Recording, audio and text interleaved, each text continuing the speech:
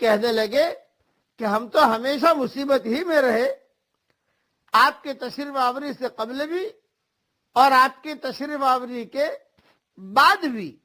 قال عسى ربكم ان يهلك عدوكم ويستخلفكم في الارض فينظر كيف تعملون۔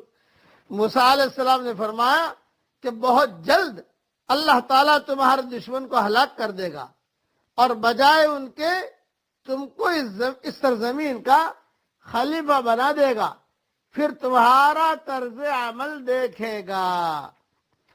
یہ آج کل کے جو حالات چل رہے ہیں یہ اس کی طرف بہت گہرا اشارہ ہے۔ ہر دور کے مفسدین کا شیوا رہا ہے کہ وہ اللہ والوں کو فسادی اور ان کی دعوت ایمان و توحید کو فساد سے تعبیر کرتے ہیں۔